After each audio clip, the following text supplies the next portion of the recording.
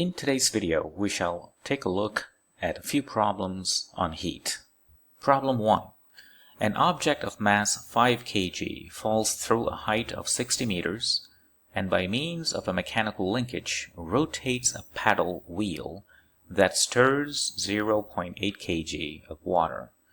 Assume that the initial gravitational potential energy of the object is fully transferred to the thermal energy of water, which is initially at 18 degrees Celsius. Calculate the temperature rise of the water. So you have a block with mass 5 kg at a height of 60 meters being dropped at a body of water. Initially, the water temperature is 18 degrees Celsius, and as a result of the conversion of gravitational potential energy to thermal energy of the water, the temperature would rise. What is the rise of temperature of that water? So this is essentially a problem in conservation of energy. So the initial gravitational potential energy of the object is given by mass times gravitational acceleration times the height from the level, which we can take to be 0 joule level for the gravitational potential energy, and that level is where the water is. And that gravitational potential energy must be converted into thermal energy. And thermal energy from heat, we know, to be, in this case, the mass of the water, the specific heat capacity of the water, and the rise in temperature of the water. So the mass of the object, the falling object, is 5 kg, g is 9.81, h is 60 meters. Mass of water is 0.8 kg. The specific heat capacity of water is 4,187 times the change, or in this case, the rise in temperature. And you can solve for delta T. And it turns out to be 0.88 degrees Celsius. So that means the final temperature of water is 18 plus 0.88 degrees Celsius, which is 18.88 degrees Celsius. So the rise in temperature is 0.88, and that's the answer. Problem 2. A 3 kg aluminum block is heated to 95 degrees Celsius and then dropped into 6 kg water at 8 degrees Celsius.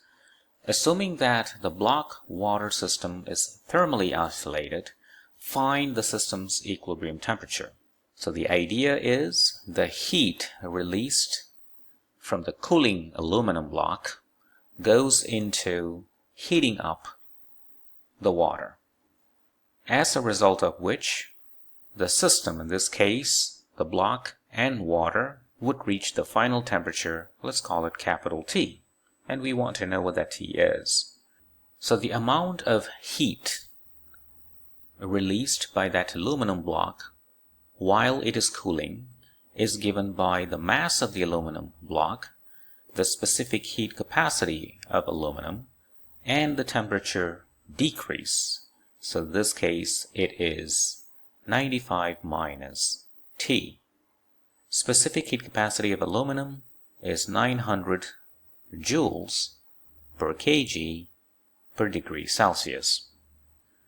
The heat that is absorbed by the water sample equals to its mass, which in this case it is 6 kg, the specific heat capacity of water, and the temperature change. In this case it goes from 8 degrees Celsius to a higher temperature, T degrees Celsius, so the change is T minus 8. We want to deal with positive quantities, so that's why we arrange the two terms on opposite side of the equation.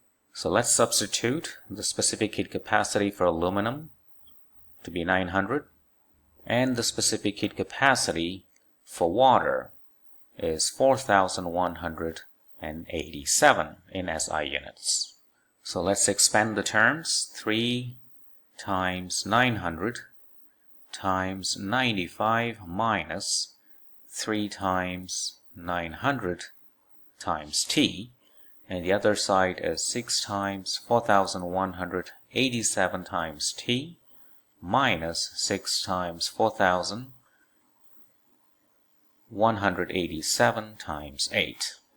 Solving for t, you get 16.4 degrees Celsius. So that is the system's final equilibrium temperature. Problem 3. A sample of gas expands from an initial pressure and volume of 24 pascals and 2 cubic meter to a final volume of 4 cubic meter. During the expansion, the pressure and volume are related by that equation. Determine the work done by the gas during this expansion. So work done in this case is given by the following integral: P dV, initial volume and final volume. Now we know P is given in terms of V by that equation, so 6V squared dV. The initial volume is 2 cubic meter and the final volume is 4 cubic meter. And that's pretty much it. So doing the integral, you get 6 over 3 V cube, and you can start putting in the limits. So that is 2, 4 cube minus 2 cube. The answer should be in joules since we are calculating the work. And that turns out to be 112 joules. And that solves the problem. Problem 4. In the figure below, L, which is the separation between the two heat reservoirs, is 20 centimeters. The surface area, assuming like that, where the heat passing through is 100 cm squared. The material, this material here, is copper. And if TH is 150 degrees Celsius and the colder temperature, this one, is 15 degrees Celsius, and a steady state is reached, what is the heat conduction rate through the slab? So as indicated by this arrow, the heat is moving or flowing from the red block to the blue block, and it has a certain conduction rate. That conduction rate is given by dq dt, so obviously it is in the units of watts. And we usually denote that as P. And the expression for that is given by the heat conductivity, for this case copper, times the cross-sectional area A, divide by that slab length, times the temperature gradient between the two sides.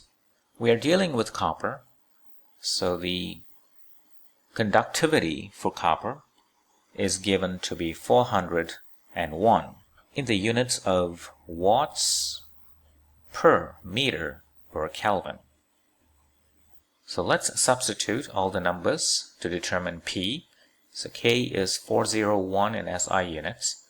L was 20 centimeters. Convert that into meter, 0.2 meter. A is the cross-sectional area, 100 cm squared. You have to turn that into meter squared, and doing that you have to multiply that 100 by 10 to the power minus 4, like that. And you have the temperature gradient. So the temperature gradient, 150 minus 15. And that would give you the answer for P. And computing, you get the following answer: 2,707 watts. And that completes the problem. As always, thank you for watching.